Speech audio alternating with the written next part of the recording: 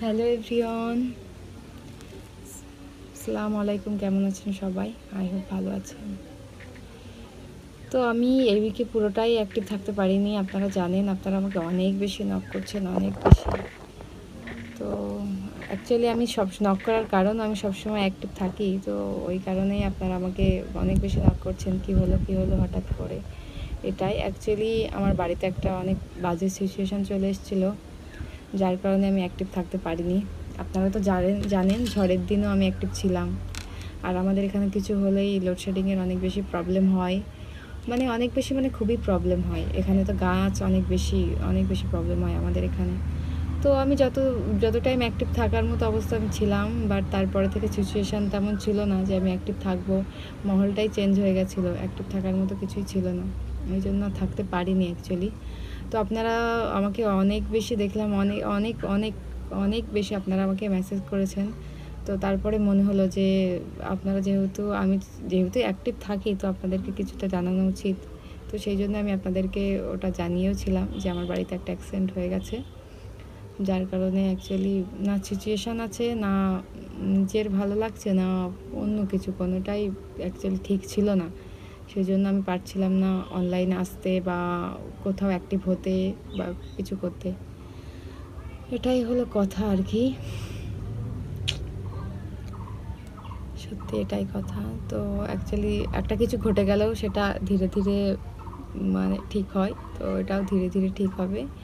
এই 4-5 দিন খুব বাজে অবস্থা গেছে, খুব বাজে সিচুয়েশানের মধ্যে ছিলাম সবাই, বাড়ির সবাই আর কি। তো এটাই কথা আপনারা। আর হ্যাঁ, আমি যখন জানিয়েছি তারপর থেকেও আপনারা অনেকে প্রশ্ন করেছেন, অনেক রকম কমেন্ট করেছেন। তো আমি ভাবলাম ছোটো একটা সুন্দর করে একটা আপনাদেরকে আপডেট দিই, যেহেতু আমি সোশ্যাল মিডিয়াতে থাকি, সবসময় আপনারা আমাকে দেখেন, আমি অনলাইন জগতে আছি। তো ভাবলাম ছোটো করে একটা আপনাদের আপডেট দিই যে আমার এই না আসার কারণ কী।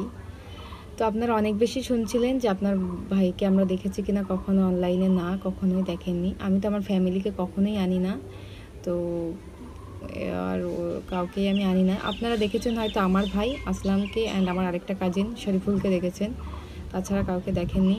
আর ওকেও কখনো দেখেননি আপনারা, যার সঙ্গে এটা ঘটে গেছে আর কি। আমি তো কখনোই আনি না আমার ফ্যামিলিকে তেমনভাবে। আমার ভয়েস হয়তো অনেক স্লো লাগবে, বিকজ আমি অনেক ধীরে ধীরে কথা বলছি, বেশি জোরে বলছি না। আপনারা একটু অ্যাডজাস্ট করে নেবেন, কারণ আজকে আমি একটু আপডেটভাবে একটু আপলোড করছি। আমি ধীরে ধীরে অনেক আপলোড করব, বাট এখন একটু অল্প আপলোড করছি। আমি এটা রেকর্ড করছি জাস্ট আপনাদের জন্য, কারণ কি আমি জানেনই তো এই উইকে আমি অ্যাক্টিভ থাকতে পারিনি। আর থাকতে আমার কিছুই ভালো লাগছিল না আর কি। তো আপনারা যারা অনেক বেশি প্রশ্ন করছেন আমাকে, আমি সবটা লিখতেও আমি অ্যান্সার করতে পারছি না আর কি, যার কারণে আমি ভাবলাম ছোট্ট একটা ভিডিও আপনাদের জন্য মেক করি, আপনারা যারা জানতে পারেন যে আমি কেন আসতে পারছি না বা কী কারণে। তো আমি ধীরে ধীরে আসবো, সব কিছু আপলোড করব। আজকে থেকে আমি তো একটু একটু আপলোড করেছি, ও কিছুটা চেষ্টা করব সিচুয়েশান থেকে বেরিয়ে এসে আপনাদের সঙ্গে আবার আপনাদের সঙ্গে যেভাবে থাকার। অ্যান্ড বুঝতেই পারছেন ফ্যামিলিকেও অনেক বেশি এই টাইমে সাথ দিতে হয়, তো সবটা মিলিয়েই। তো অ্যান্ড আপনারা দোয়া করবেন অনেক আমাদের জন্য।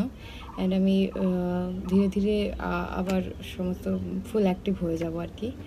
তো আপনাদের জাস্ট একটু আপডেট দেওয়ার জন্য আমি এই ভিডিওটা করলাম। আপনারা আমার সঙ্গে থাকবেন, পাশে থাকবেন, আর আমাদের ফ্যামিলির জন্য অনেক বেশি দোয়া করবেন।